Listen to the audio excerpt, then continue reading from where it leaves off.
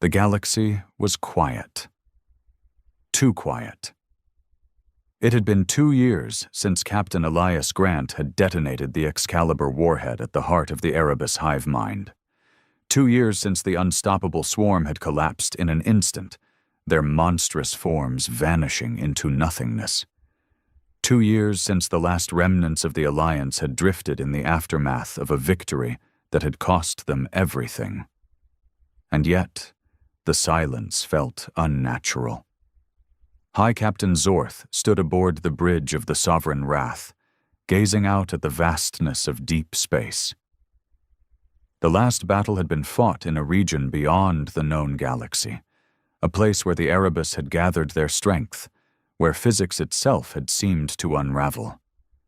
Now, all that remained was a dead zone, an empty abyss where the laws of reality still bent in ways they shouldn't. The war was over. So why did it still feel like something was watching? High Captain. Zorth turned, his second-in-command, Warlord Threx, standing rigid beside him. The scars of battle still marred his scaled skin, a reminder of the horrors they had barely survived. "What is it?" Zorth asked. Threx hesitated. "Sensors are detecting anomalies at the edge of the dead zone. It's strange." Zorth's spines stiffened. "Define strange." Threx tapped the console, and the holographic display shimmered to life. "We sent long-range probes into the Excalibur detonation zone last month. None of them returned. But today, one of them did." Zorth frowned. "And?" Threx zoomed in on the probe's final transmissions. Static filled the screen, distorted readings flashing in erratic patterns. Then, for a brief moment, something appeared. A ripple in the darkness, a brief flicker of an unknown energy signature. Then the probe was gone. No explosion, no interference. It had simply vanished. Zorth clenched his jaw. "Play it again." Threx obeyed, but the results didn't change.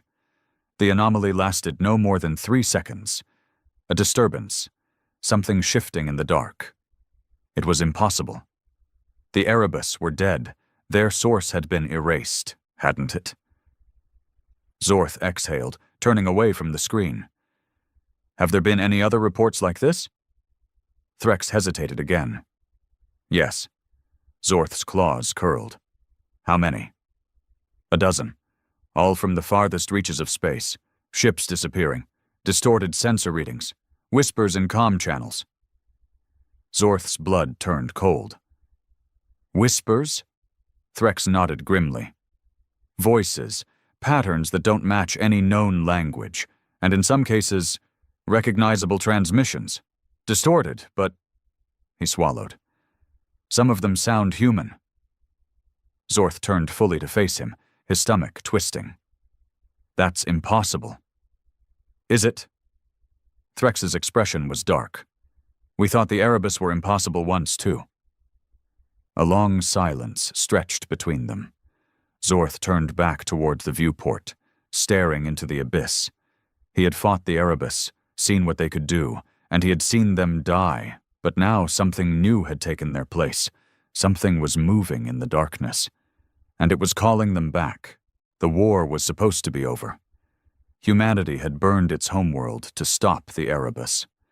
The last remnants of the Galactic Alliance had fled to the edges of known space, broken but alive. The Excalibur warhead had done what nothing else could. It had erased the enemy from existence. And yet something remained, something wrong. High Captain Zorth paced the command deck of the Sovereign Wrath, his claws tapping against the cold metal floor. The reports from Threx still lingered in his mind, whispers in dead channels, missing ships, anomalies at the very edge of the Excalibur detonation zone. It didn't make sense. The Erebus were gone. They had to be gone. "High Captain," a voice called from the sensor pit. Zorth turned, his spines stiffening. "Report." The technician's fingers danced across the console. "We've received another transmission. It's faint, but it's coming from inside the dead zone. Zorth strode toward the console, staring at the screen. The data was garbled, distorted beyond recognition. But as the technician cleaned up the signal, something resolved from the static. A voice. Faint, broken but unmistakable. Help. Zorth's breath caught in his throat. The bridge crew went silent. Threx's expression darkened. Run it through analysis. If this is some kind of residual transmission from the war, I want to know. The technician worked quickly, filtering out the distortions. The voice sharpened. Zorth's stomach twisted into knots. It was human. This is Captain Elias Grant. I repeat, I am still here. The silence on the bridge became suffocating. Zorth's claws curled into a fist. His voice was barely above a whisper. That's impossible. It had to be a trick. Zorth sat in the war room with his senior officers, staring at the holographic projection of the recovered signal. He had heard Grant's final words before the Excalibur warhead detonated. He had seen Indomitable's sensor feeds as the explosion consumed everything. Captain Elias Grant was dead. And yet... Zorth exhaled sharply. Could this be Erebus mimicry? One of the officers, a grizzled human named Commander Sato, shook his head. I fought the Erebus for years. They never pretended to be us. They consumed. They took over bodies, ships, entire planets. But they never used deception. They didn't need to. Threx crossed his arms. Then what is this? Sato hesitated before speaking again. I ran the voice print through every available database. It's an exact match for Grant. He leaned forward. Exact. No errors, no inconsistencies. Zorth's spines bristled. That's not possible. The Excalibur warhead didn't just destroy him, it erased him. That entire sector was wiped from existence. Sato held his gaze. And yet, the signal is coming from there. A cold silence stretched across the room. Zorth clenched his jaw. He didn't believe in ghosts, but if the Erebus had taught him anything, it was that the universe held horrors beyond understanding. If this was a trap, they needed to know. And if, somehow, Elias Grant was alive, then they had left something behind in the darkness, something unfinished. Zorth exhaled, making his decision. We're going back. The Sovereign Wrath moved through the void like a silent predator, its war-worn hull gliding past the shattered remnants of the Erebus war zone. It was not alone. A small fleet accompanied it. 30 ships, the last remnants of the once mighty Galactic Alliance. Human destroyers, Royan dreadnoughts, Tari recon vessels, and a handful of independent craft that had survived the war by sheer luck. They had all seen the horrors firsthand, and yet they had returned to the place where everything had ended. High Captain Zorth stood on the bridge, staring at the view screen. They were approaching the coordinates of the signal, the Excalibur detonation zone. Or what was left of it. The void was wrong. Even through the reinforced viewports, space itself seemed fractured. The region where the weapon had been detonated didn't look like a normal battlefield. It was emptier than it should have been, like something had eaten away at the very fabric of reality. Hi, Captain, Threx said from his station. We're crossing the threshold. Zorth exhaled slowly. Status? Threx's claws danced over the console. Sensors are unreliable. Some readings show total emptiness. Others show... He hesitated. I don't know, sir. Like space is shifting around us. Zorth frowned. What about the signal? Sato, the human commander, checked his instruments. Still there, unchanged. Whoever or whatever is broadcasting, they're waiting. Zorth turned to his crew. Send a probe ahead. I want full scans before we take another step forward. A small drone detached from the fleet, its thrusters igniting as it raced into the anomaly. The bridge crew watched as its data feed streamed in. For a moment, everything seemed fine. Then the screen flickered, the data corrupted. The probe's signal twisted into unreadable gibberish, until it was replaced by something else.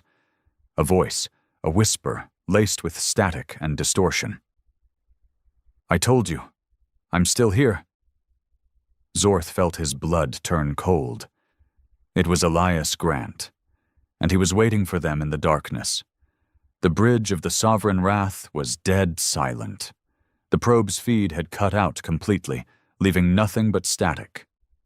Yet, the voice lingered in their ears, crackling across the comms. It was unmistakably Elias Grant's voice, calm, controlled, the same tone he had used in every battle before Earth was lost. But that was impossible. He was dead. Zorth's claws clenched behind his back. Every instinct screamed that this was a trap, that they were walking into something they couldn't comprehend. And yet, if there was even a chance that Grant was alive, they had to know. "Threx," Zorth said, forcing his voice to remain steady. "Can you pinpoint the source?" Threx shook his head. "Not exactly. The signal is shifting, like it's bleeding through different points in space, but it's strongest at the core of the detonation zone." Of course it was. Zorth turned to Sato. "You know Grant better than any of us. What do you think?" The human commander hesitated. "I don't know." He rubbed his face, as if trying to shake off the weight of his thoughts. "If this were anyone else, I'd say it was Erebus mimicry. But the Erebus never talked like this. And this feels like him." Zorth didn't like that answer. He turned to the view screen, watching as the abyss stretched before them. The detonation zone was no ordinary battlefield. It was an open wound, a place where the laws of physics had been scarred by the Excalibur warhead. No ship had ever returned from its depths. And yet, something was inside. Zorth exhaled sharply. "We're going in." The fleet moved cautiously through the dead zone.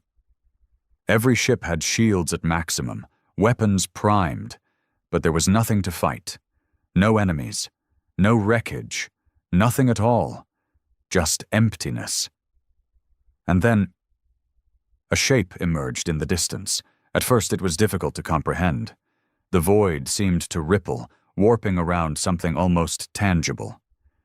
The closer they got, the more it solidified, until finally the scanners locked on. Sato sucked in a sharp breath. "That's a ship." Zorth narrowed his eyes. Not just a ship, the Indomitable, the massive human warship drifted silently in the abyss, its black armor still intact. No visible damage, no signs of decay. It was as if it had been frozen in time. And yet, it wasn't right. It was wrong. Even looking at it made Zorth's scales itch, like his brain was struggling to process its existence. "This can't be real," Threx muttered. Zorth didn't disagree. The Indomitable had been at ground zero when Grant detonated the Excalibur warhead. It shouldn't be here. It should have been erased along with everything else. And yet here it was, waiting. The comms crackled again. "I told you, I'm still here." Zorth exhaled slowly. "Prepare a boarding team." The boarding shuttle drifted toward the Indomitable, its thrusters barely firing as it navigated through the unnatural stillness of the dead zone. High Captain Zorth sat strapped into his harness, his claws tapping rhythmically against his knee. The air inside the shuttle was tense, thick with unspoken fear. The Indomitable was not just a warship. It was a legend, the last guardian of Earth. The vessel that had led the charge against the Erebus and delivered the final blow. It was also supposed to be gone. And yet, it drifted before them, untouched by time. Zorth glanced at the human seated across from him, Commander Sato. The man had barely spoken since they left the Sovereign Wrath. His eyes were locked on the viewports, staring at the hulking form of the warship as if trying to convince himself it was real. "You all right?" Zorth asked. Sato didn't look away. "I served on that ship once." His voice was low.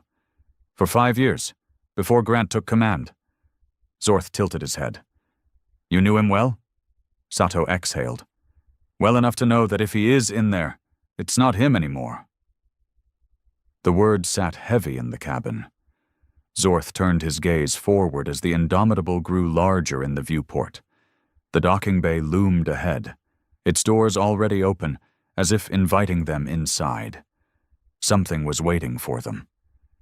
The shuttle shuddered as it made contact with the docking clamps. A loud clank echoed through the hull, followed by a mechanical hiss as the pressurization equalized. Then, silence. Zorth unstrapped himself, standing as the boarding team prepped their weapons. 8 soldiers, 4 human, 4 Royan, each armed with plasma rifles and electromagnetic disruptors in case the Erebus had left. Remnants. "Final check," Zorth said. "No open comms unless necessary, no splitting up. If something moves, you shoot first. Understood?" A chorus of acknowledgments followed. Zorth exhaled and hit the airlock release. The doors slid open with a slow, agonizing hiss. Beyond them, the Indomitable awaited. Dark, silent, waiting. The first step inside felt wrong. The boarding team's boots clanked against the metal floor, but the sound was muffled, like the ship was swallowing it. The lights were dim, flickering in slow, erratic pulses. Shadows stretched across the walls, twisting in unnatural patterns. The air was thick. Not physically, but in a way Zorth couldn't describe. Like something unseen was pressing against them, watching. Sato took the lead, his rifle raised. "Power's still on. Life support's running." Zorth nodded, gripping his own weapon tighter. "Then where's the crew?" No one answered. They moved cautiously through the corridors, sweeping every corner, but the ship remained empty. Not a single body. No blood. No signs of struggle. Just absence. It was as if the crew had simply vanished. Then the whispering started. At first it was barely noticeable, just the faintest hum, like static in the comms. But as they pressed deeper into the ship, the sound grew stronger. "Still here." Zorth froze. "Did anyone else hear that?" The team exchanged uneasy glances. Then a human soldier muttered, "Yeah." We all did. Sato's jaw clenched. "It's Grant, same as before." Zorth's spines bristled. "Number, that's not Grant. That's something wearing his voice." The whispering continued, growing more fragmented. "Don't leave me. The void is endless. I see you." Then the lights shut off. Total darkness. A click echoed as someone switched on their helmet lamp. The beam cut through the void, but the shadows seemed to cling to the walls, resisting the light. A deep, metallic groan rumbled through the ship. And then, something moved. Not in the open, not in their path, but in the walls. A slow, shifting ripple ran along the bulkheads, like muscle tensing beneath skin. The metal itself seemed to breathe. Sato's voice was tight. "That's not the ship." Zorth's claws tightened around his rifle. "Number, it's not." And then, in the pitch-black silence, a voice rang out. "Clear. Director. You shouldn't have come back." It was Elias Grant, and he was right behind them. Zorth spun, rifle raised, his claws tightening against the trigger. The boarding team followed suit, sweeping their weapons toward the source of the voice. The corridor behind them was empty. Nothing. No movement, no life signs. Just the faint hum of the Indomitable's systems, still running in the darkness. But they had all heard it. Elias Grant's voice. The air felt wrong, heavy, as if something unseen was pressing down on them, wrapping invisible hands around their throats. Zorth exhaled slowly. Thermal scans? A Royan soldier checked his visor. Negative. Nothing visible. That didn't make sense. Zorth had fought in dozens of wars. He knew the feeling of an enemy watching from the shadows. But this wasn't something lurking in the dark. The darkness itself felt alive. Sato gritted his teeth. We keep moving. Main bridge is 3 decks up. If we can access the logs, we might find out what the hell happened here. Zorth nodded, motioning for the team to advance. They moved carefully, stepping over rusted grates and past dead terminals. The Indomitable should have been a corpse of a ship, lifeless and abandoned, but its power still thrummed beneath their feet. It was awake, and something was awake with it. They reached the first junction when the whispering started again. This time it wasn't a voice in the comms. It was all around them. Too late. Turn back. I see you. A flicker of movement to the right. Zorth snapped his rifle toward the motion, but the corridor was empty. His heartbeat pounded in his ears. He didn't imagine that. Sato, he whispered. Did you see? A thud echoed through the hallway. Loud, directly ahead. The team froze. Weapons up. Zorth's pulse hammered as the thudding came again, a slow, deliberate impact against the bulkhead. Then, a single, bloody handprint smeared across the metal, appearing as if from nowhere, and in the dim emergency lights, something stepped into view. The team's breath hitched. It was Elias Grant, or at least something that looked like him. Zorth had seen Elias Grant before. He had fought beside him, knew the hard-set jaw, the sharp blue eyes, the unshakable posture of a man who had led his species through its darkest hour. But this thing? This wasn't Grant. It wore his face, but something was wrong. Too still. Too perfect, like a wax figure carved to look like a man. The Elias Grant thing stared at them, unblinking. Its uniform was pristine, untouched by battle. Not a single scar, not a hint of fatigue, just empty. Sato, Zorth muttered. Are you seeing this? Sato's voice was hoarse. Yeah. Zorth took a slow step forward. His claws tightened around his rifle. Grant? The thing's head tilted, a mechanical slowness, like it didn't quite understand the question. Then, in that same perfect voice, you shouldn't have come back. Zorth's spines bristled. You're not him. The thing smiled. Not a human smile. Too wide, too deliberate. Aren't I? The lights flickered, and Elias Grant vanished. The moment he disappeared, the entire ship shuddered. The bulkheads groaned like living metal twisting under pressure.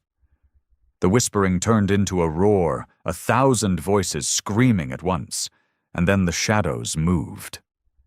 Zorth barely had time to react before something lunged from the darkness. It wasn't Grant. It wasn't anything. A shape, black, formless, shifting, poured from the walls, taking shape as it moved. Not a body, but an imitation of one. It moved like a human, but it wasn't human. Its limbs stretched too long, bending at unnatural angles. Its eyes, if they were eyes, glowed with a faint, sickly green light, and it was fast. Zorth barely ducked as it lunged, the thing's arms stretched like liquid metal, razor-sharp claws missing his face by inches. Fire! The team opened up, plasma rounds ripping through the corridor. The thing jerked, its body distorting as if struggling to hold its shape. For a brief moment it flickered, its form glitching, shifting. 1 second it was a featureless nightmare. The next, it looked like one of their own soldiers. A human marine, his face twisted in agony, his body half consumed by shifting shadows. He screamed. Zorth pulled the trigger. A plasma round burned straight through its chest. The thing convulsed, its stolen features melting away, replaced by writhing black tendrils. Then, with an unnatural shriek, it collapsed into the floor, dissolving into nothingness. Silence. Zorth's breath was ragged. His claws trembled around his rifle.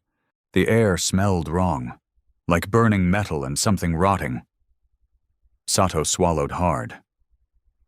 What the hell was that? Zorth forced himself to stand, forced himself to think. It had looked human. For a moment, it had even sounded human. And it had worn a face, just like the Elias Grant thing. Zorth exhaled, steadying his pulse. We need to get to the bridge.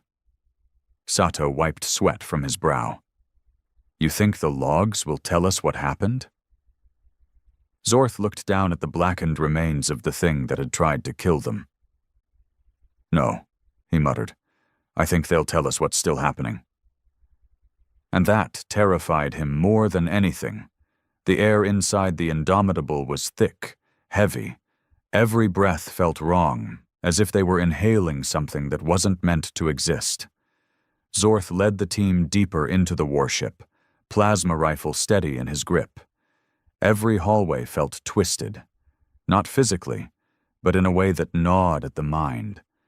It was subtle, like stepping into a room and forgetting why you had come in, like walking through a dream that was becoming a nightmare. They had lost 2 more soldiers along the way. One moment, they were marching in formation. The next? Gone. No screams, no gunfire, just erased.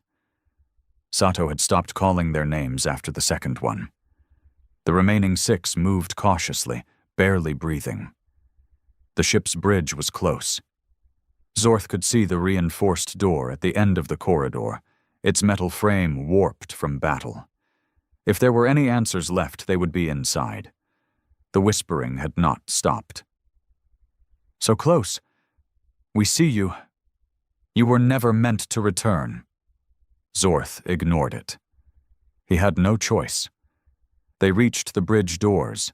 The access panel was dead, but Sato stepped forward, pulling an emergency override from his pack. He worked quickly, his fingers moving with precision, but Zorth could tell he was rattled. They all were. The shadows had tried to wear Elias Grant's face, tried to pretend. But the real question wasn't why. The real question was, had they succeeded? Sato exhaled sharply. We're in. The bridge doors groaned open, and they stepped inside. The bridge of the Indomitable was frozen in time. Every console was still active, their screens flickering with static-laced data. The captain's chair remained in place, perfectly aligned with the main viewport, which displayed the endless blackness beyond. And in the center of the bridge, slumped over the terminal, a body.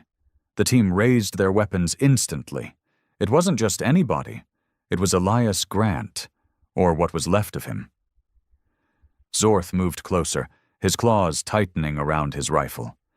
Grant's uniform was torn, withered with age, but that wasn't possible. The Indomitable had vanished 2 years ago. His skin was gray, cracked like ancient stone, as if his body had been half preserved, caught between death and something else. And then, in the flickering glow of the consoles, he opened his eyes. Zorth didn't think. He fired. A plasma bolt ripped straight through the captain's skull, blowing apart bone and synthetic flesh. Grant's body lurched, convulsing violently before collapsing onto the terminal.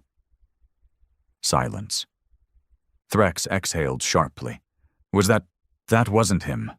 Sato's voice was tight. It wasn't him anymore. Zorth swallowed hard. He had seen what the Erebus could do. They consumed, assimilated, wore the flesh of the fallen. This thing had not been Grant. It had been something trapped in his remains. Zorth forced himself to look away. Pull the ship's logs. Now! Sato nodded, moving toward the terminal. The system resisted at first, its interface lagging, glitching, but finally, a single log remained intact. The last recorded message from Captain Elias Grant. Sato activated it, and Grant's real voice filled the bridge. Log entry 00277. Captain Elias Grant, date unknown. If you're hearing this, it means someone found us. A ragged breath. Static interference. I don't know how much time I have left. Time doesn't work the same way here. We shouldn't be here. None of this should exist. More interference. The sound of metal groaning in the background. When the Excalibur warhead detonated, we didn't die. We didn't win. We broke something. We tore a hole in the universe, and now we're caught between what was and what comes next. A pause. I don't know if I'm still alive. I don't know if I'm already dead. The whispering in the ship grew louder. Zorth clenched his jaw. Grant's voice continued, weaker now. It's not just the Erebus. They were just the beginning, just a symptom of something much worse. A long, painful silence. And then, if you found this log, you need to run. Because if you can hear me, they can hear you too. The log ended, and the whispering stopped. The silence that followed was worse than any sound. Sato stepped back from the terminal, his face pale. What the hell does that mean? Zorth didn't answer. His mind was racing. The Erebus had never been the real enemy. Something else had been waiting behind them. And when the Excalibur warhead detonated, they had let it through. A sharp, metallic click echoed through the bridge. Zorth turned, and Elias Grant was standing in the doorway. Perfect, untouched. His blue eyes locked onto them, and he smiled. I told you, I'm still here. I told you, I'm still here. The thing wearing Elias Grant's face stood in the doorway, motionless. Its expression was too perfect, too practiced, as if it was mimicking a smile rather than feeling it. Zorth's grip tightened on his rifle. The real Elias Grant was dead. They had just seen his decayed corpse slumped over the bridge console. So whatever was standing in front of them, it wasn't him. Threx snarled, raising his weapon. Burn it! They opened fire.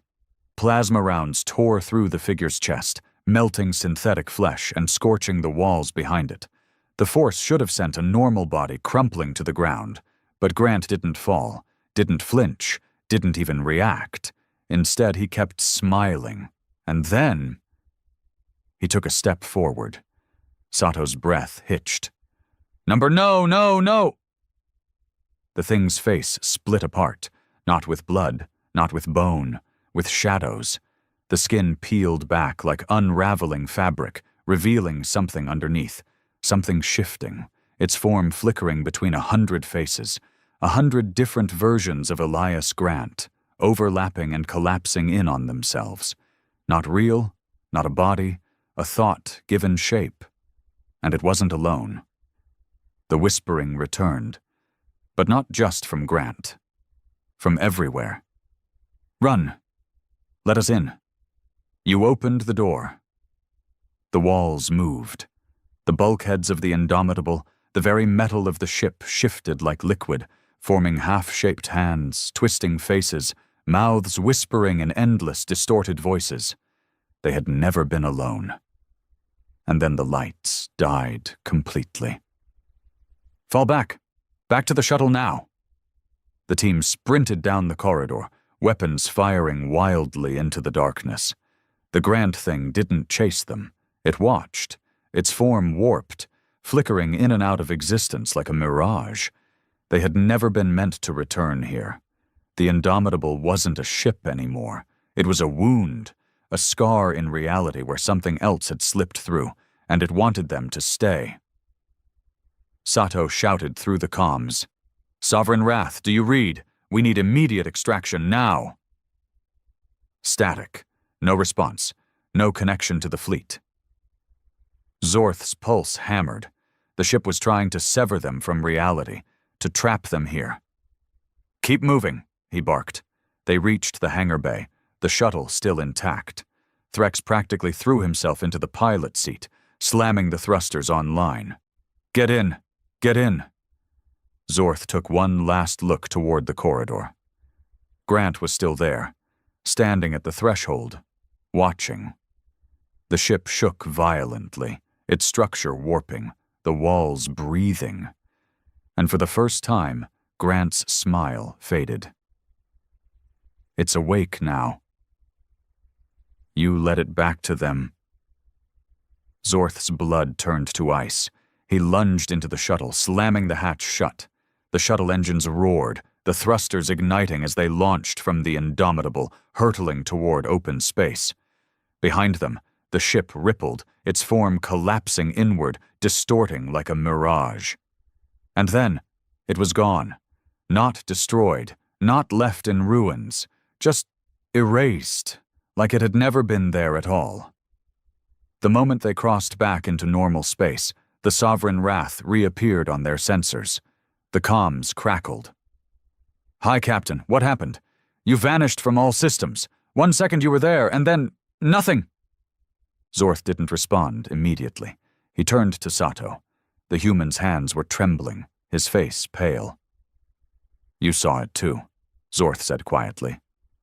Sato nodded. "Grant was never there." Sato exhaled shakily. Number he wasn't. Whatever they had seen, whatever had worn his voice, it had never been Elias Grant. It had been something else, something waiting, something patient. Zorth took a slow, steady breath. "Get us back to the fleet. Now." They had opened a door, and something had stepped through. The war was never about the Erebus. They were just the first infection. The real war? The real enemy? It had been watching the whole time. And now, it knew they had seen it too. The Vraxian war fleet drifted through the cold void of space, a vast armada of destruction. Over 200 warships, each bristling with weapons and shields strong enough to crush entire civilizations, hovered in perfect formation. Their massive dreadnought, the unyielding Wrath, sat at the heart of the fleet, a fortress of metal, its cannons capable of reducing planets to dust. Admiral Kavar stood tall on the bridge, his blue-gray exoskeleton gleaming under the artificial lights. His species, the Vraxians, had conquered over 30 star systems, wiping out lesser civilizations that dared resist. He had spent decades spreading their empire, crushing primitive and advanced races alike, and he had no intention of stopping. Now they faced their newest conquest, the Sol system, humanity. A minor species, barely scratching at the edges of interstellar travel. They had no empire, no colonies worth mentioning. Their technology was outdated, their ships slow and fragile. There was no need for diplomacy, no need for negotiation. Humanity would surrender, or they would burn. Kavar turned to his second-in-command, Captain Threx. "Report." Threx bowed his head. "Their defenses are laughable, Admiral. Scattered orbital platforms, a handful of outdated warships, and one anomaly." Kavar narrowed his reptilian eyes. "An anomaly?" Threx hesitated. "A single human warship, sir. Large, but alone. It came from outside the system and is currently on an intercept course. They've sent no transmissions, no demands, just a single ship coming straight at us." Kavar let out a hissing chuckle. "They must be suicidal. What is its classification?" Threx tapped his console. The holographic display shifted to show the human warship. It was an ugly, blocky thing, painted jet black with no identifying markers. Unlike Vraxian vessels, which were sleek and insectoid, this ship looked brutal, functional, designed for war rather than beauty. Its heat signature was unusual, running far hotter than expected. "No official records, Admiral," Threx admitted. "It doesn't match anything in their fleet registry. The closest comparison is their outdated Dreadnought class, but this one is different. Our sensors can't penetrate its hull." Kavar scoffed. "It's one ship. What could they possibly hope to accomplish? The bridge crew laughed. A single human vessel against the might of the Vraxian war machine? It was laughable. Yet, as they watched, the lone human warship continued its silent approach. No transmissions, no response to hails. Just relentless, unwavering movement toward the fleet. Kavar waved a hand dismissively. "Destroy it." Threx relayed the command. 3 Vraxian cruisers broke formation, their plasma lances charging with destructive energy. The lead ship, the Vengeance Blade, fired first. A lance of superheated plasma streaked through the void, slamming into the human warship. Nothing happened. The plasma seemed to splash against some kind of invisible barrier, dispersing harmlessly. A ripple of unease spread through the bridge. "Their shields absorbed it?" Threx muttered. Kavar frowned. "Fire again. All 3 ships." The cruisers obeyed. Plasma and missile fire erupted from their hulls, streaking toward the lone vessel. Explosions blossomed against its surface, filling the void with fire and light. But when the smoke cleared, the human warship remained unscathed. Not a scratch. Kavar's amusement turned to irritation. "What is the meaning of this?" Threx's hands trembled over his console. "Admiral, this is impossible. No known shielding can withstand that level of firepower.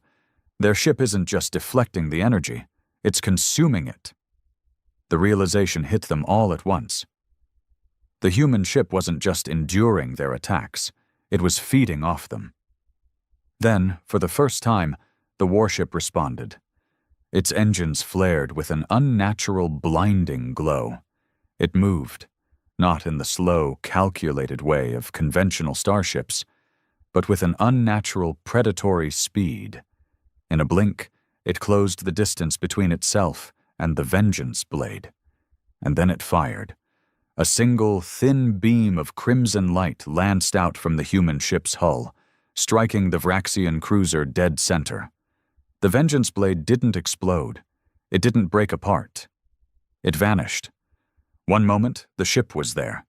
The next, a gaping hole of nothingness remained, a void of absolute darkness, as if the ship had been erased from existence. The bridge of the unyielding wrath fell into stunned silence. Kavar's blood ran cold. What kind of weapon was that?" Threx's voice was barely a whisper. "Sir, it didn't destroy that ship. It erased it from reality." Panic rippled through the Vraxian fleet. The remaining 2 cruisers desperately tried to flee, their engines burning white-hot. The human warship didn't let them. It moved like a predator among prey, its dark hull barely visible against the void. It fired twice more, and both cruisers suffered the same fate, erased in an instant, wiped from existence as if they had never been. Kavar clenched his mandibles. This was no ordinary human vessel. This was something else. And then, for the first time, the warship spoke. A transmission crackled to life across all Vraxian channels. The voice was deep, synthetic, emotionless. "You have trespassed into human space. You have attacked unprovoked. This is your only warning." The fleet was paralyzed. No one had ever heard a human speak with such unwavering authority.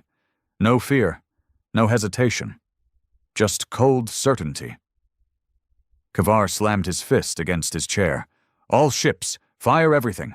Destroy that abomination." The fleet obeyed. Hundreds of plasma lances, torpedoes, and kinetic rounds tore through the void. It was enough firepower to crack a planet in half. And yet, the human ship stood unharmed.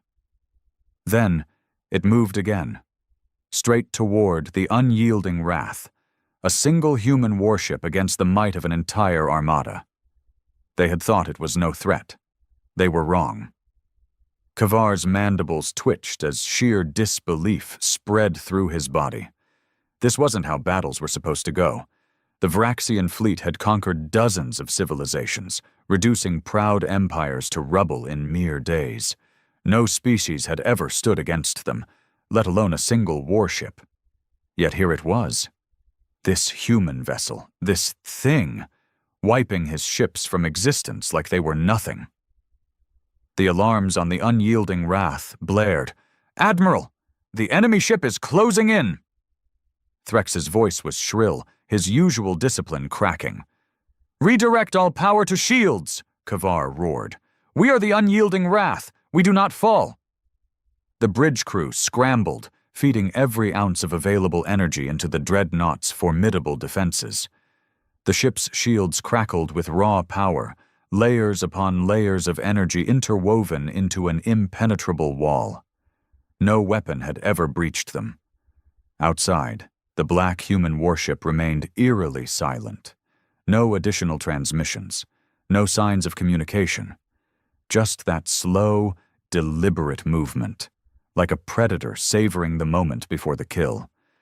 Then, without warning, it accelerated.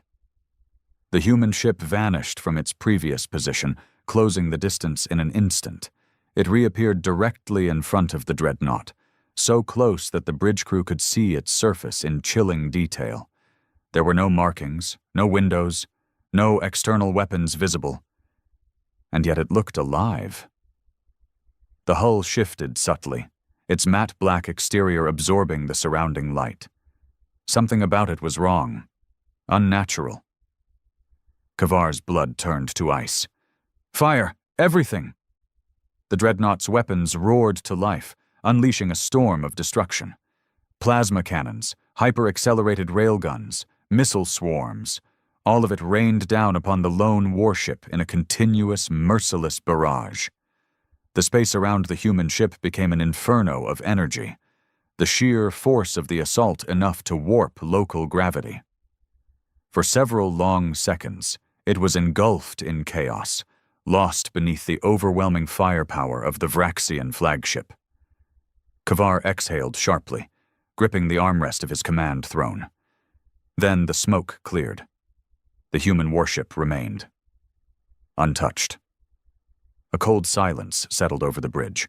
Threx took a step back. "Impossible." The crew murmured in hushed, terrified tones. The Vraxians did not fear battle. They relished it. Yet now, for the first time in his career, Kavar saw something on his bridge he had never seen before. True, unfiltered panic. Then, without warning, the ship spoke again. "Your shields will not protect you." The moment the words finished, something horrifying happened. The dreadnought's shields, its greatest defense, its impenetrable wall of energy, collapsed in an instant. Not overloaded, not breached, simply gone. The ship's energy systems flickered violently. Consoles sparked. Crew members stumbled back from their stations. Kavar's eyes widened in shock. "What did they do?" Threx frantically scanned his console. I don't know. It wasn't an EMP. It wasn't a weapon. It was like the shield just ceased to exist." The lights dimmed. For the first time since the battle began, the human ship revealed its weapon. A soft hum resonated through space. A single point of crimson light flared to life on the front of the ship. The same weapon that had erased 3 of his cruisers. Kavar gripped the arms of his throne. His mind raced for a solution, a strategy, anything. But deep down, he knew. There was no defense, no escape, no chance. He had made a fatal mistake. He had underestimated humanity. The bridge of the unyielding Wrath was deathly silent. No one moved. No one spoke. The crimson light at the front of the human warship burned brighter, pulsing like the heartbeat of a god staring down at an insect. Admiral Kavar's mind was a storm of calculations and survival instincts. Every fiber of his being screamed at him to act, to do something. But what could he do? His dreadnought, the most powerful warship in the Vraxian fleet, was defenseless. His shields had vanished like mist in the wind, his weapons had done nothing, and the human ship, it had barely even tried. Kavar turned to Threx, who stood frozen in place, his eyes locked on the enemy vessel like a prey animal paralyzed before its predator. "Prepare the fleet for full retreat," Kavar ordered, his voice a low, controlled growl. "We will not die here."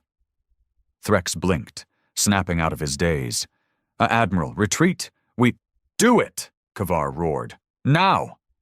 Threx flinched, then rushed to send the command. Across the fleet, the surviving Vraxian warships scrambled into motion. Their engines roared to life, emergency warp drives charging at full capacity. It was chaos. Captains frantically rerouting power, crew members panicking as they realized the unthinkable. They were losing. The Vraxians had never retreated from battle before. They had never needed to. But now, the only choice was flight or annihilation. But the human ship wasn't going to let them go so easily. "You were warned," the voice from the ship declared. The crimson light pulsed once, and then it fired. The beam cut through space like a divine judgment. It wasn't just a weapon. It was something more, something terrifying. It struck the nearest Vraxian battleship. The Iron Fang, and just like before, the ship didn't explode. It didn't break apart. It simply ceased to be. One moment, it was there. The next, gone. The void where it had been was eerily silent, a patch of nothingness where reality itself seemed to reject the ship's existence. The fleet's comm channels erupted in terrified voices. Captains screamed, officers shouted contradictory orders. Some ships fired in desperation, others broke formation and ran without command.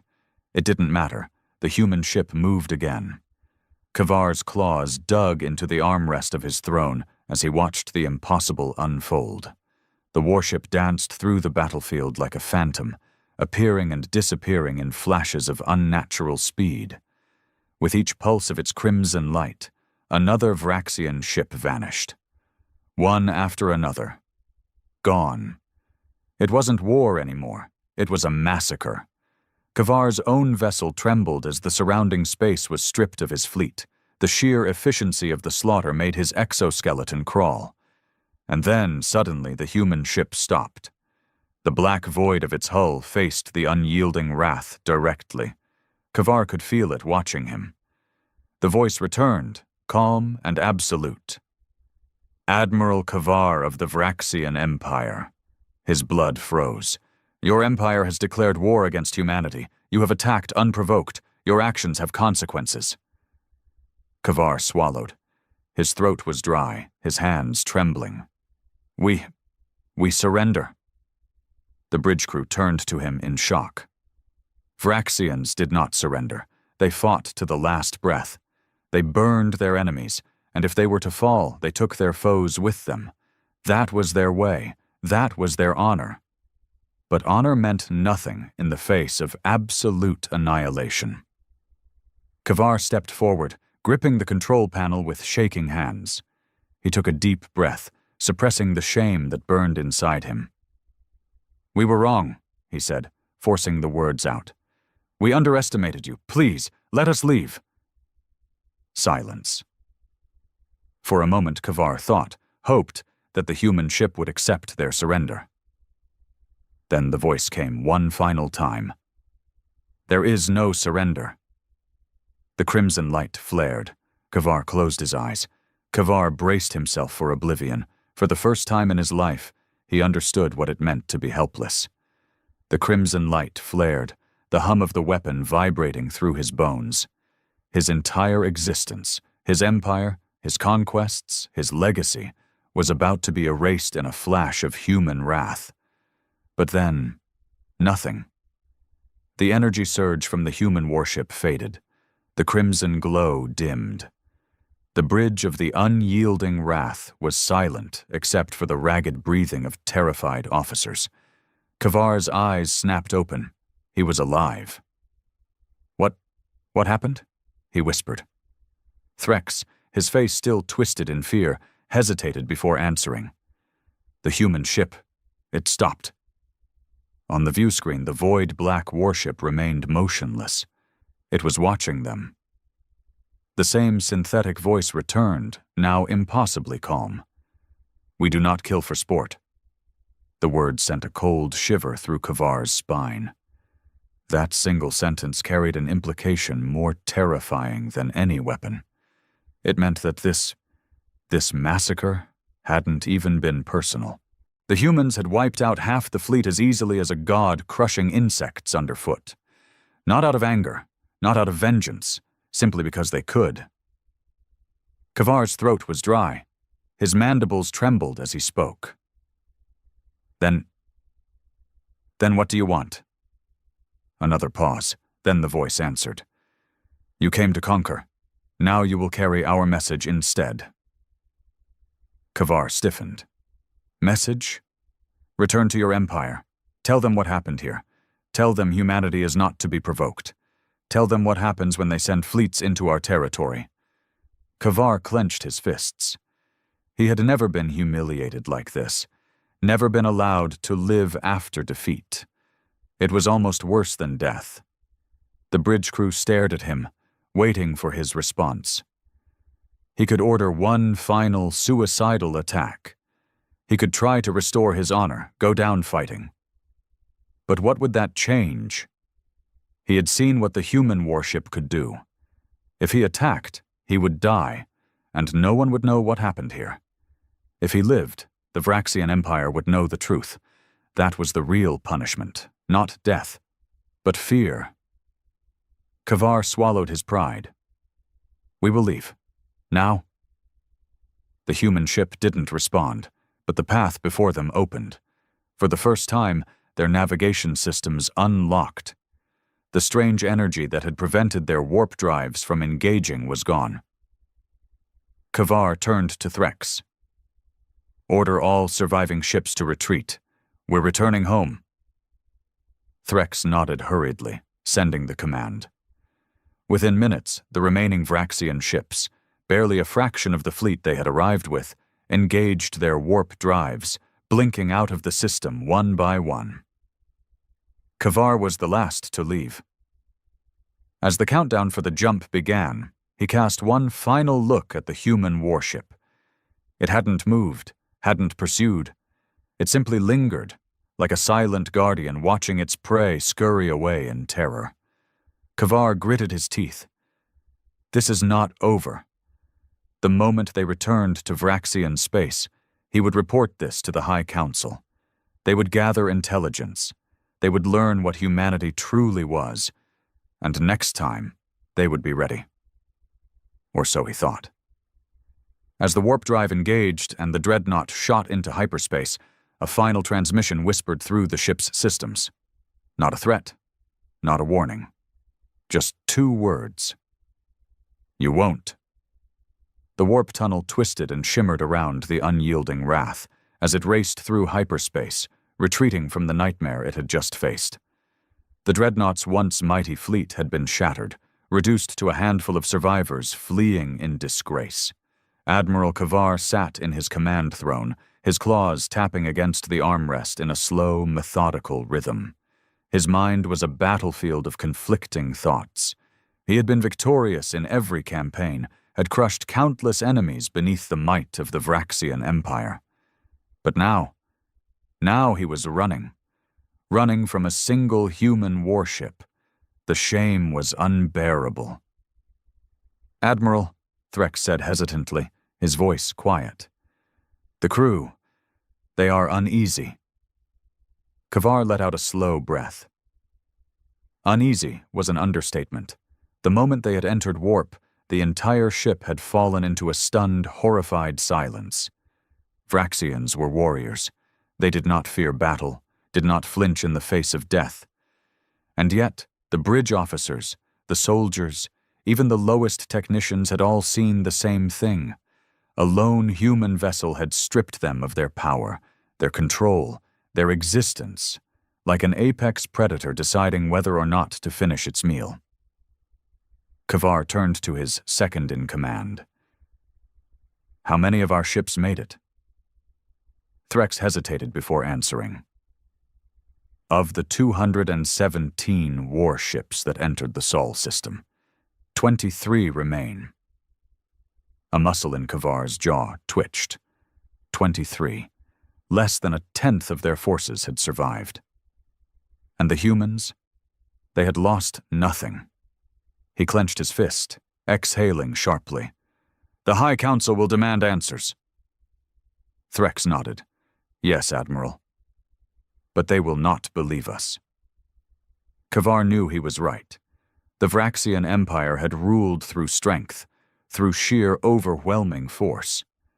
The idea that a single human warship had erased their fleet, effortlessly, without suffering a scratch, was inconceivable. The Council will think we are lying, Kavar muttered. Threx swallowed hard. Or worse, that we are cowards. Kavar's mandibles clicked together in frustration. If the Council saw them as weak, they would be stripped of their ranks, cast into disgrace, or even executed for failing the Empire. He would not allow that to happen. We must return with more than just words, Kavar decided. We need proof. Threx's head tilted slightly. Proof, sir. Kavar leaned forward, his eyes gleaming with determination. Our ship recorded everything. The battle, the destruction of our fleet, the human weaponry. If we present undeniable evidence to the Council, they will have no choice but to listen. Threx hesitated. You wish to warn them? Kavar's voice was low, filled with barely contained rage. I wish to destroy them. The bridge crew tensed at his words. Even after witnessing humanity's power, the fire of vengeance still burned in their admiral's chest. We will study their technology. We will adapt, Kavar continued. We will find a way to counter their weapons. Humanity has proven itself to be the greatest threat we have ever faced, which means they must be eliminated before they can strike again. Threx nodded, though his unease remained. And if the High Council refuses? Kavar's expression darkened. Then we will make them understand. A chime echoed through the bridge. Admiral, we are exiting hyperspace, a crew member announced. Kavar straightened in his throne, preparing himself for the storm that was about to come. The viewport shimmered as the swirling lights of hyperspace collapsed into normal space. Before them, the crimson jewel of the Vraxian Empire hung in the void. Vraxia Prime, their homeworld. Massive orbital stations hovered in place, protecting the capital world with layer upon layer of warships. Towering spires of metal and fire stretched across the planet's surface, a civilization built upon centuries of conquest. And yet, as the unyielding wrath approached, Kavar felt something was wrong. Why are they not hailing us? Threx muttered. The fleet should have been met with immediate transmissions, questions, demands. Yet there was only silence. Scan the system, Kavar ordered, his gut twisting. A moment later, a horrified gasp echoed from one of the bridge officers. Sir, we are detecting anomalies across the planet. Kavar's blood ran cold. What kind of anomalies? The officer's mandibles trembled.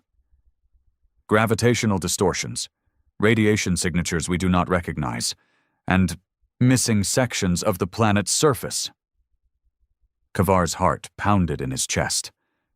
Missing? The officer's voice dropped to a whisper, as if they were erased. Kavar shot to his feet, his eyes wide in disbelief. He turned back to the viewport, and then he saw it. The black warship. It hung above Vraxia Prime like a phantom, waiting, watching, waiting for them. Kavar's breath caught in his throat. No, that's impossible. Threx was shaking. How did they? Then, for the first time, an incoming transmission crackled through the bridge. You thought we would let you run. The human warship's voice was calm, controlled, inevitable. You were wrong. The crimson glow flared to life once more. Kavar screamed. Kavar's mind reeled. The human warship had beaten them back, had shattered their fleet, had given them a single chance to retreat. And yet, here it was, waiting, at their homeworld. He gripped the edges of his command throne, his claws digging into the metal. His breath came fast and shallow. "How?" he whispered. "How did they get here before us?" Threx looked equally horrified. They followed us. No, not followed. Anticipated us." Kavar's mandibles clicked together. Impossible. Impossible. No ship could track a fleet through hyperspace. No ship could arrive before one. Warp travel was instantaneous over vast distances, yes, but it was still predictable. The mathematics of arrival were absolute. Unless... "Admiral," one of the bridge officers stammered, "our systems are picking up localized time distortions." The words sent ice through Kavar's veins.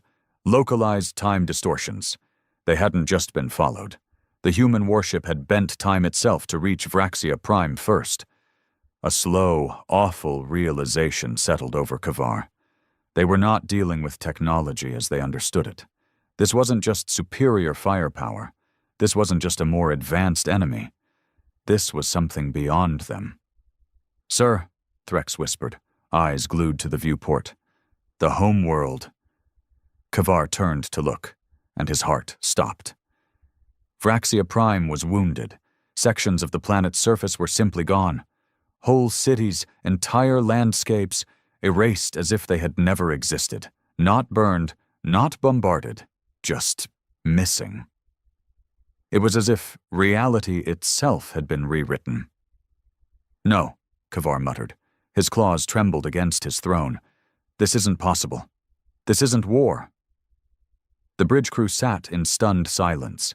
Even the war-hardened officers, Vraxians who had conquered entire species, who had never feared anything, were silent. Because this was no longer a battle. This was judgment. Then the human voice returned, its tone cold and unfeeling. "You were warned." Kavar snapped his gaze to the black warship, his desperation rising.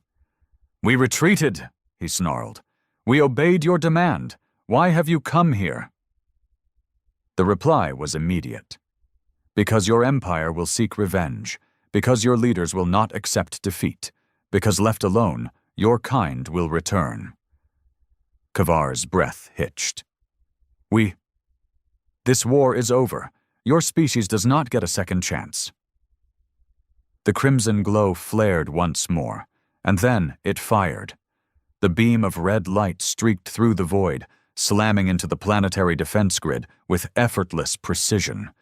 Shields, which had been impenetrable for centuries, collapsed in an instant, vanishing as though they had never existed. The planetary defense cannons, built to shatter enemy fleets, fired in desperation. But the moment their energy bolts reached the human ship, they simply ceased. The attacks were erased from existence before they could even land. The black warship didn't move. It didn't need to. Kavar's claws trembled against the armrest of his throne. "We need to do something." But there was nothing left to do. He had seen this before. His fleet had fired everything they had at the human ship.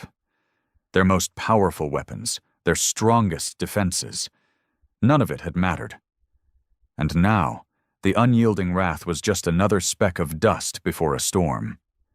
The bridge was a cacophony of panicked voices, officers screaming for orders, crew members scrambling at their consoles, the dreadnought's weapons primed, targeting the human ship.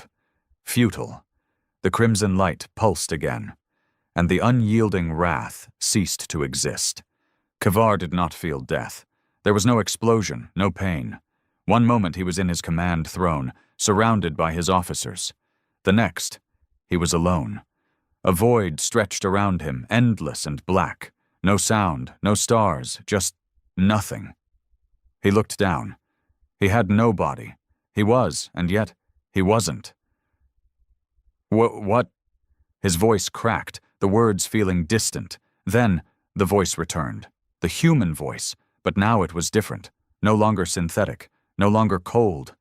Now it was something far more terrifying. It was human, real, calm, understanding. "This is the consequence of your actions." Kavar tried to move. He could not. "Where? What is this?" "This is what remains." Panic clawed at his mind. "What did you do?" The voice was quiet. "We erased what was hostile." His mind whirled. He tried to picture Vraxia Prime, his empire, his fleet, but the images were fading, like they had never been there at all. "No," Kavar gritted his teeth.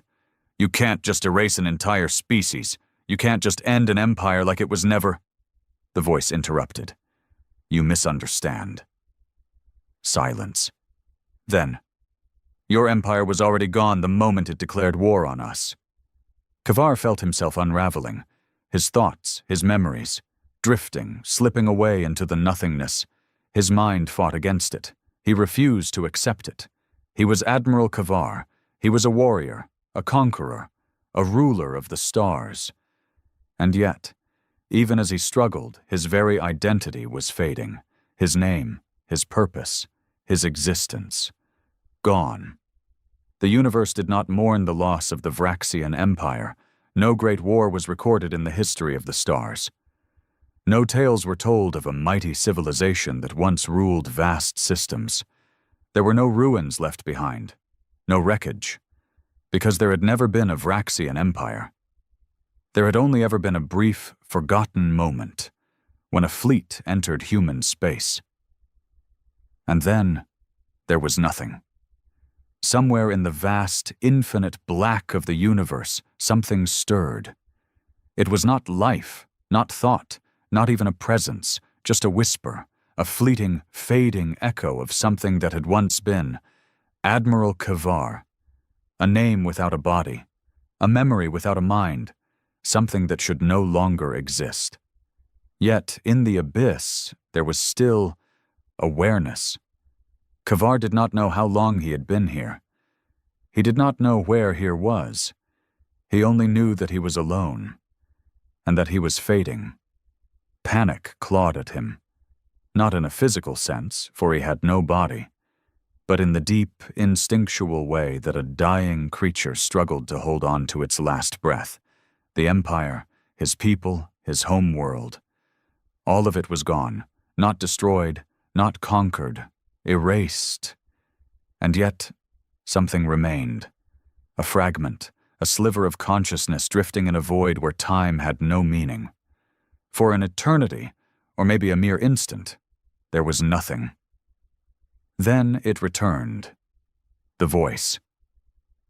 "You should not be." The presence of it was overwhelming. It wasn't loud, yet it filled everything. It had no face, no form, yet Kavar could feel it watching. "Where am I?" Kavar's voice trembled. "Nowhere." A silence. Then the voice spoke again, its tone softer this time. "And yet you remain." Kavar felt something he had not felt in a long, long time. Hope. "I remain?" He latched onto the words like a drowning man grasping for air. "An error, a fracture in the process. You were meant to be gone." Kavar's thoughts swirled. A fracture? A mistake? His entire species had been erased, removed so completely that the universe itself had rewritten history to forget them. And yet, something had failed. Something had left him behind. He did not know if it was luck or fate or the cruelest form of punishment. But he knew one thing. He was still here, and that meant there was still a chance. Kavar steadied himself. He did not have a body, but his will hardened all the same. "What are you?" he asked. "A machine? A god? A human?" The voice was silent for a long time. Then, at last, it answered. "We are human." The word sent a cold shiver through Kavar's fading consciousness. This was no mere species, no civilization of flesh and blood. This was something more, something greater. Kavar had thought the Vraxians were the dominant force in the galaxy, that they were the apex predators of the stars, that no race could rival their might. He had been wrong. The humans were not conquerors, they were not warriors, they were editors of reality itself, and they had decided the Vraxian Empire no longer belonged in their universe. Kavar gritted his teeth. Why? Another pause. Because we do not tolerate threats.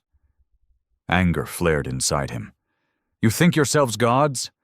The voice did not rise. It did not argue. It simply stated a fact. We do not think. We simply are. Kavar clenched what little of himself remained. Then why am I still here? Because we are not perfect. The voice sounded almost thoughtful, as if considering something, as if deciding. Then a shift, a tremor in the nothingness. A choice had been made. You will be given a second existence. Kavar felt a pull, something grasping at him, pulling his awareness forward. Not death, something else, something new. The voice spoke one final time. Learn, evolve, understand. And then the void collapsed. Kavar awoke, not in the black abyss, not in the empty nothingness where he had lingered for what felt like eternity. He awoke on solid ground. He could feel again. His limbs were weak, his vision blurred, his exoskeleton, his body was intact, but different, lighter, stronger, altered. His surroundings were unfamiliar, not Vraxian, not human, somewhere else, somewhere new. His mind was intact, his memories intact, but something else was inside him now, a knowledge, a whisper of something greater.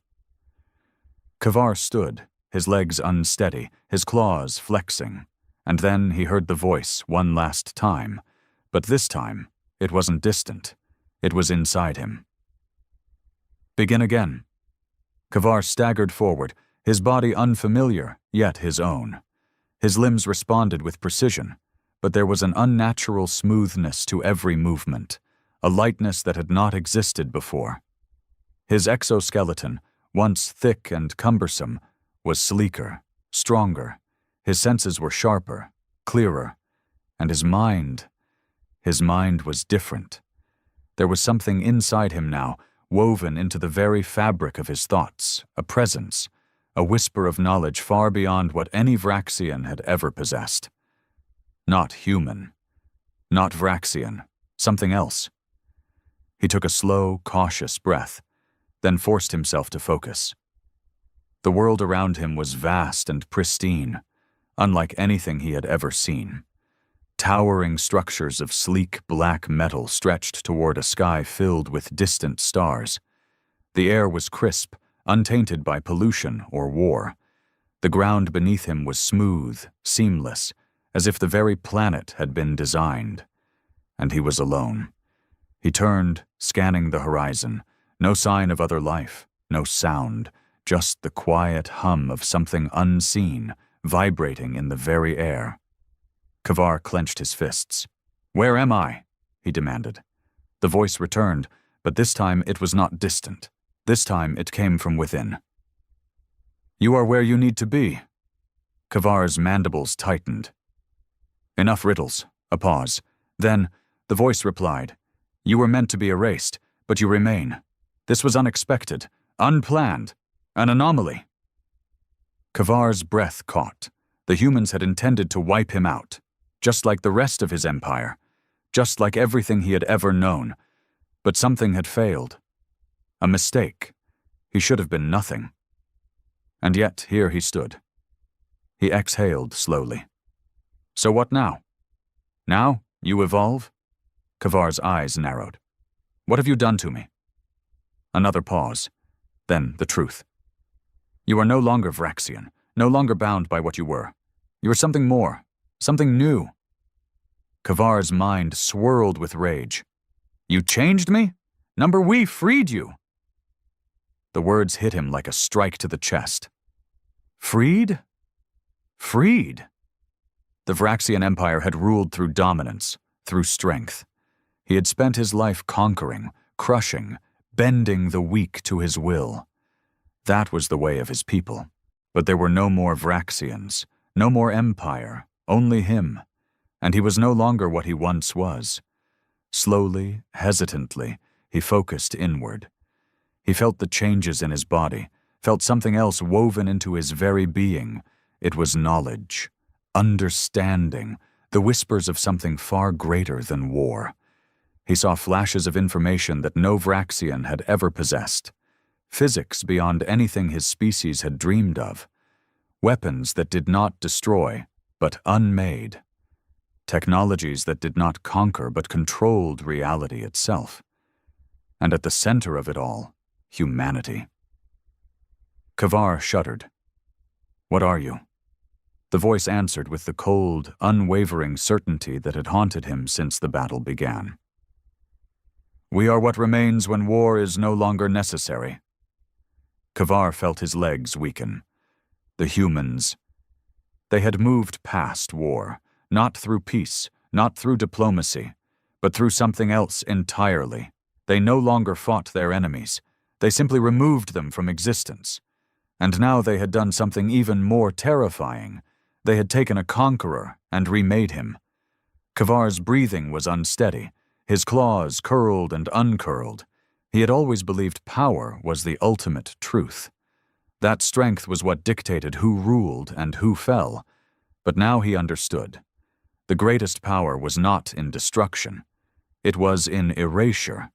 And the humans had chosen not to erase him. They had chosen to make him understand. Kavar looked up at the endless sky, the stars stretching before him. His empire was gone. His people were dust, and he was alone, or perhaps he was free. He took a slow step forward, then another. A path was forming beneath his feet, stretching toward something unseen. A choice lay before him.